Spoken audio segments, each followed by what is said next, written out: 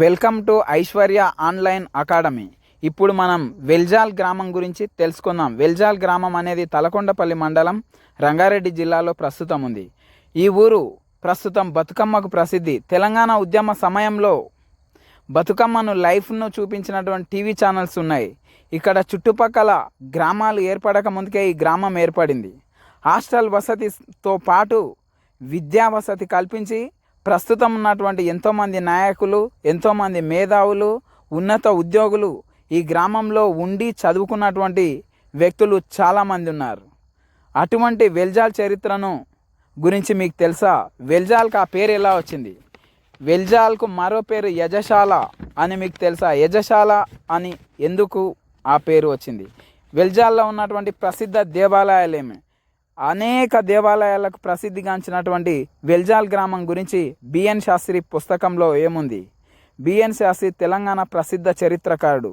ఇప్పుడు చూద్దాం ఆ చరిత్రను గురించి. Welcome to Aishwarya online academy. మనం ఈరోజు వెల్జాల్ యొక్క గ్రామ చరిత్రను గురించి తెలుసుకుందాం. వెల్జాల్ అనేది ప్రస్తుతం రంగారెడ్డి జిల్లాలోని తలకొండపల్లి మండలంలో ఉన్నటువంటి ఒక గ్రామం. ఈ గ్రామానికి చాలా చరిత్ర ఉంది. ఈ వెలిజాల ఆ ఊరికి ఆ పేరు ఎలా వచ్చింది? వెల్జాల్ గ్రామంలో గల ప్రాచీన దేవాలయం ఏమిటి? ఇక్కడ కనిపిస్తున్నటువంటి నృసింహస్వామి దేవాలయం గురించి మరెన్నో విషయాలు బిఎన్ శాస్త్రి గారు తన పుస్తకంలో పొందుపరిచారు. బిఎన్ శాస్త్రి అనగా బిన్నూరు నరసింహ శాస్త్రి. ఈయన తెలంగాణలోని చాలా గ్రామాలు తిరిగి ఎన్నో శాసనాలు చదివి ఆ గ్రామాల చరిత్రను మహబూబ్ నగర్ విజ్ఞాన సర్వస్వం అనేటటువంటి పుస్తకంలో పొందుపరచడం జరిగింది. ఇక్కడ కనిపిస్తున్న ఇదే వెల్జాల్లో గ్రామం లోపల ఉన్నటువంటి దేవాలయాలు. ఈ దేవాలయాల లోపల చరిత్రను గురించి మనం తెలుసుకుందాం. ఈ బిఎన్ శాస్త్రి గారు నల్గొండ జిల్లాకు చెందినటువంటి వ్యక్తి. అతను రాసినటువంటి పుస్తకంలో వెల్జాల్ గ్రామం గురించి ఎన్నో విషయాలు పొందుపరచబడి ఉన్నాయి. వెల్జాల్ లోపల ఇక్కడ చుట్టూ గుట్టలు ఉండడం వల్ల స్వచ్ఛమైనటువంటి నీరు ప్రవహించింది. ఆ స్వచ్ఛమైన నీరు ప్రవహించేటటువంటి గ్రామం కాబట్టి ఇక్కడ వెల్జాల్ అనే పేరు రావడం జరిగింది. వెల్జాల్ లోపల యజుర్వేద బ్రాహ్మణులకు ప్రసిద్ధిగాంచినటువంటి గ్రామం ఇది. వేదాలు 4 ఉంటాయి: ఋగ్వేదము, యజుర్వేదం, సామవేదం, అథర్వణ వేదం. ఈ గ్రామంలో ఉన్నటువంటి బ్రాహ్మణులు యజుర్వేదం పఠించడం వల్ల ఇది యజుర్వేద బ్రాహ్మణులకు ప్రసిద్ధిగాంచిన గ్రామం. అందుకే దీన్ని యజశాల అని కూడా అంటారు. ఇప్పుడు ఈ గ్రామం లోపల ఉన్నటువంటి నృసింహస్వామి దేవాలయము ఉంది. ఈ నృసింహస్వామి దేవాలయానికి ప్రతి సంవత్సరం ఉత్సవాలు జరుగుతాయని కూడా బిఎన్ శాస్త్రి గారు తన పుస్తకంలో పొందుపరచడం జరిగింది. ఈ గ్రామానికి నాలుగు దిక్కుల 4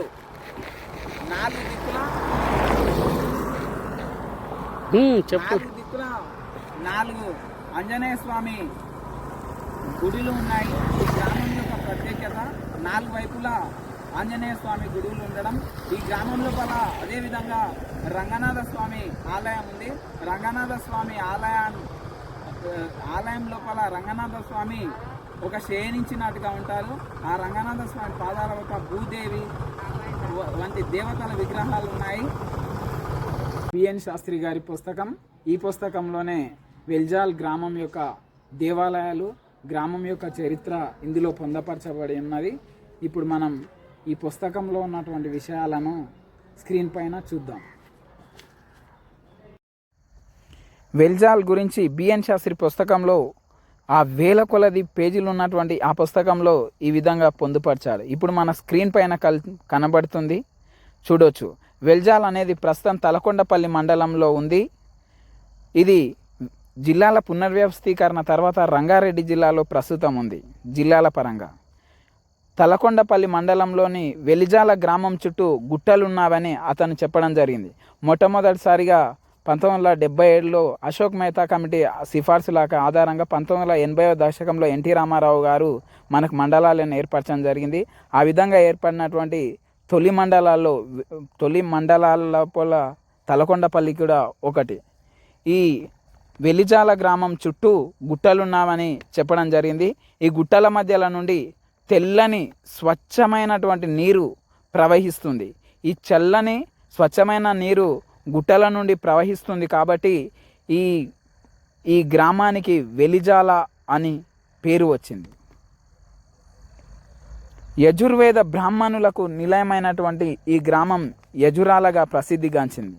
వేదాలు 4 ఉంటాయండి. ఋగ్వేదము, యజుర్వేదం, సామవేదం, అథర్వణ వేదం. ఈ యజుర్వేదం పఠించేటటువంటి అంటే యజుర్వేదాన్ని చదివి దాన్ని బయటి ప్రపంచానికి అందించి దాంట్లో ఉన్నటువంటి విషయాలను బయటి ప్రపంచానికి అందించేటటువంటి యజుర్వేద బ్రాహ్మణులు ఈ గ్రామం లోపల నివసించడం వల్ల యజురాలగా ఈ ఊరు ప్రసిద్ధిగాంచింది. అనగా యజురాల అనేది వెల్జాల్కు పూర్వం ఉన్నటువంటి నామం, పూర్వం ఉన్నటువంటి పేరు. వెల్జాల్ లోపల నృసింహ దేవాలయం అనగా లక్ష్మీ నరసింహస్వామి దేవాలయం, రంగనాథ ఆలయం, శివాలయం ఉన్నవి. ఈ గ్రామం యొక్క ప్రసిద్ధం ఏంటంటే 4 దిక్కుల తూర్పు, పడమర, ఉత్తర, దక్షిణ 4 దిక్కుల ఆంజనేయ స్వామి గుడుగులు ఉన్నాయి. అనగా 4 ఆంజనేయ స్వామి గుడుగులు అనేటటువంటివి ఈ గ్రామం లోపల ఉన్నాయి. స్వామి రంగనాథ స్వామి ఆలయం ఒక గుట్టపైనటువంటి ఉంది. ఈ రంగనాథ స్వామి ఆలయం లోపల రంగనాథ స్వామి శేషసాయి రూపాన ఉన్నాడు. శేషసాయి రూపం ఏ రూపంలో ఉన్నాడంటే శేషసాయి రూపంలో ఉన్నాడు. ఆ రంగనాథ స్వామి పాదాల చెంత, రంగనాథ స్వామి పాదాల దగ్గర భూదేవి అదేవిధంగా శ్రీదేవి ఉన్నారు. అంటే భూదేవి, శ్రీదేవి అనేటటువంటి పయనించినటువంటి రంగనాథ స్వామి పాదాల చెంత ఉన్నారు. అది పాదాల కాడ ఉన్నారు ఈ దేవతలు. నృసింహాలయం అనగా లక్ష్మీ నరసింహ ఆలయము ఒక గుట్ట పైన గుండు గుహ లోపల ఉన్నది. గుండు గుహలో ఉన్నదని చెప్పి శాస్త్రి గారు పొందుపరచడం జరిగింది. అదేవిధంగా ఈ నృసింహాలయం అంటే లక్ష్మీ నరసింహస్వామి ఆలయానికి ప్రతి సంవత్సరం జయంతి ఉత్సవాలు నిర్వహిస్తారు గ్రామం లోపల అని కూడా అతను పొందుపరచడం జరిగింది. అదేవిధంగా శ్రీకృష్ణ జన్మాష్టమి సందర్భంగా ప్రతి సంవత్సరం ఈ గ్రామం లోపల ఉట్లుగొట్టు అనేటటువంటి వేడుకలు జరిపేవారని కూడా అతను పొందుపరచడం జరిగింది.